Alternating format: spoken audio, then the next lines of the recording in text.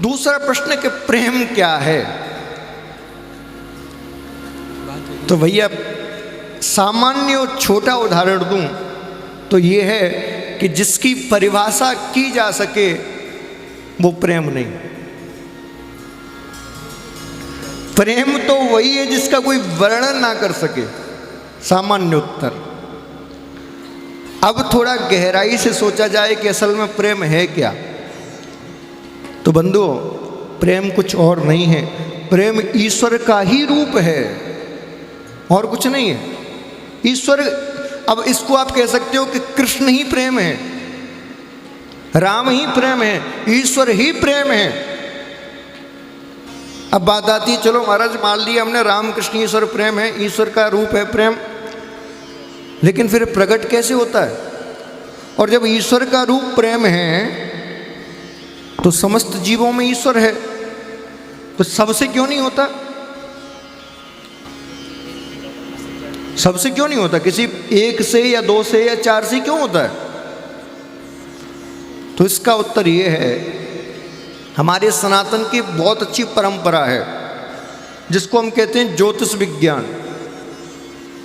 ज्योतिष विज्ञान में आपने देखा होगा जो कुंडली होती है ना, वो क्या होती है कुंडली?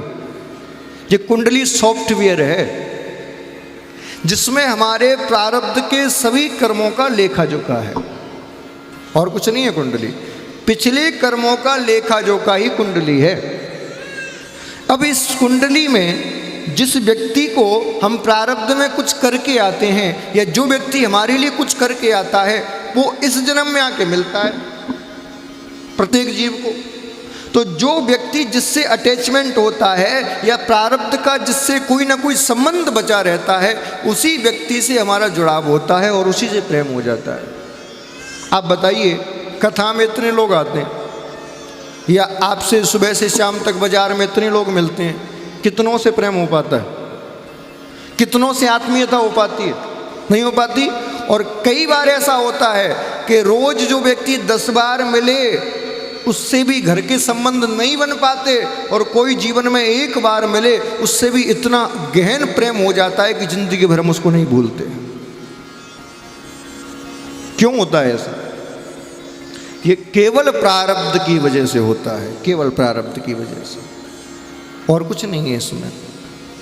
प्रारब्ध में हमारा जिससे संबंध है, क्योंकि शरीर, ये जो मिट्टी का शरीर है जिसको आप सूक्ष्म स्थूल शरीर कह रहे हो, ये तो मिट जाता है, लेकिन इसके अंदर जो सूक्ष्म शरीर है जिसको हम आत्मा कहते हैं, वो तो मिटती नहीं। ना उसको अग्नि जला सकती, ना पानी डुबा सकता, कुछ नहीं हो सकता उसका। वो सूक्ष्म शरीर ही ऊर्जा बन के रहता है, और जिस जिस शरीर में वो सूक्ष्म शरीर प्रवेश करता है उसकी सारी स्मरण की शक्ति को, सारी उसकी मेमोरी को वो कैच कर लेता है। आपने कई बार देखा होगा, लोग कहते हैं भैया तुम पहली बार मिले हो लेकिन ऐसा लगता है तुमको मैंने कहीं देखा है पहले, मुझे ऐसा लगता है तुम्हारा मेरे से कोई संबंध है। क्यों? बस जबकि तुम कभी उससे मिले नहीं इस जीवन में, तुम्हारा ये शरीर नहीं मिला, तुम्हारे अंदर जो ऊर्जा है उसकी मेमोरी आपको फील करा रही है कि आप पिछले जन्म में इससे मिल चुके हो, इसलिए तुमको ये अपना सा लग रहा है। भगवान को जानने का चक्कर छोड़ दीजिए, आप इस आत्मा के चक्कर को और अपने दिमाग को जान लीजिए, संसार को जान जाओगे, ईश्वर को जान जाओगे। आदमी क्या करता है, खुद को तो जान नहीं पाता, भगवान को जानने के चक्कर में लगा रहता है, और अंत में क्या होता है, ना तो भगवान ही मिल पाते, ना खुद को ही जान पाता। इसीलिए प्रेम आपका उसी से होगा जिसका प्रारब्ध में आपसे कोई ना कोई जुड़ाव रहा हो, पहली बात। दूसरी बात, अब बात आती है कि जब हमारा प्रारब्ध का जुड़ाव होता है, उसी से प्रेम होता है। 33 कोटि की देवता हैं भारत में,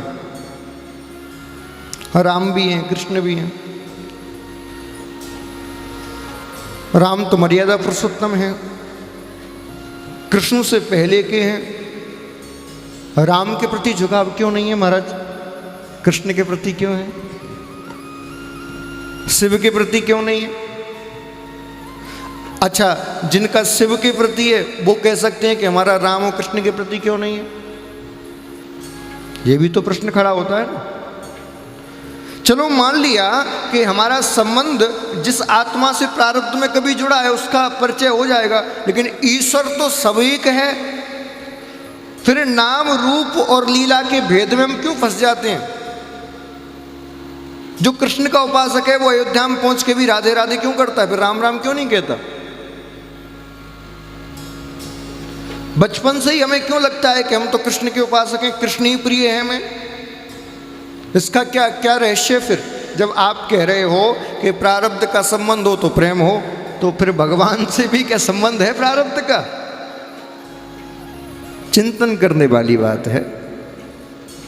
क्यों हमारा एक विशेष विग्रह से ही अटैचमेंट ज्यादा हो जाता है? क्यों? तो इसकी एक वजह है, जिस जीव की जैसी प्रकृति होती है उसको उसी प्रकार का देवता भाता है। बहुत ध्यान से सुनना। आप बाजार जाओ, 10 प्रकार की वस्तु आपके सामने है, लेकिन आपकी देखो, पहले की मैं बात बता रहा हूँ, जब पहले व्यक्ति का नामकरण संस्कार किया जाता था, उससे पूर्व क्या करते थे, तो वो भविष्य में क्या करेगा इसको जानने के लिए उसके सामने सब प्रकार के उपकरण रखे जाते थे। ग्रंथ भी रखा जाता था, तलवार भी रखी जाती थी, तराजू भी रखा जाता था, सेवा के उपकरण भी रखे जाते थे, तमाम। और बच्चे को छोड़ दिया जाता था। बच्चा जिस उपकरण को उठाता था समझ जाते थे कि भविष्य में ये यही काम करेगा। यदि वो तलवार उठा रहा है तो समझ जाते थे या तो ये राजा बनेगा या फिर क्षत्रिय। यदि ग्रंथ उठा रहा है समझ जाते हैं विद्वान बनेगा, ब्राह्मण बनेगा। और ये मैं अपने मन से नहीं कह रहा, चैतन्य महाप्रभु के चैतन्य चरितामृत में ये लिखा हुआ है। चैतन्य महाप्रभु जी का जब जन्म हुआ तो उनके माँ बाप ने उनके सामने रख दी सब वस्तुएं, बोले उठाओ, क्या उठाओगे? तब चैतन्य महाप्रभु जी ने ग्रंथ उठाया। इसका अर्थ क्या है? हमारी जैसी प्रवृत्ति है हमको वही वस्तु प्रिय होती है। तो जैसा हमारा प्रवृत्ति जिसके प्रति है, जैसे हमारी प्रवृत्ति शांत है तो हमको कौन प्रिय होगा? बुद्ध, भगवान बुद्ध प्रिय होंगे क्योंकि हमारी प्रवृत्ति शांत है। यदि हमारी प्रवृत्ति मर्यादित है तो हमको राम प्रिय होंगे। लेकिन यदि हमारी प्रवृत्ति थोड़ी सी कैसी है, सांसारिक, थोड़ी सी चंचला, तो हमें कौन प्रिय होंगे? कृष्ण। और कृष्ण का भी कौन सा रूप? बाल कृष्ण। हमारी प्रकृति निर्भर करती है कि हमें कौन देव प्रिय होता है, पहली बात। दूसरी बात एक और है, आपने जिस कुल में जन्म लिया है, प्रत्येक कुल का अपना ईश्वर होता है, प्रत्येक कुल का अपना विधाता होता है। उस कुल के गुण आप पर जरूर पड़ते हैं। तो आपके पूर्वज जिसके उपासक थे, आप पर भी कुछ ना कुछ उनका स्मृति, कुछ ना कुछ उसका अंश जरूर आता है, और वही अंश आपको उस ठाकुर की ओर प्रेरित करता है। समझ में आई बात? और यही इसी को हम आप प्रेम कहते हैं। आज तक किसी ने प्रेम को देखा है? प्रेम का कोई स्वरूप, कोई चित्र, कोई मूर्ति देखी है? तुम जो दिल बनाते हो ऐसा दिल होता नहीं है, वो तो फेक दिल है। दिल का जितना आकार देख लोगे कहोगे अरे ये होता है हार्ट। हाँ, प्रेम क्या है? हमारी आंतरिक भावना ही प्रेम है। यदि इसका वैज्ञानिक रूप देखा जाए तो क्या है? बोले हमारी आंतरिक भावना ही प्रेम है।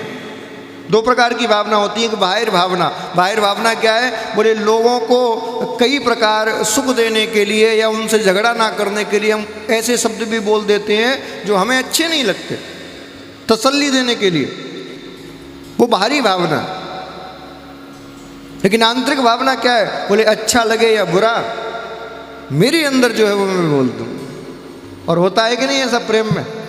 बोले तू चाहे सैंडल मार चाहे गुलाब दे, मेरे मन में है तो मैं बोल दूंगा आई लव यू। यही तो होता है प्रेम।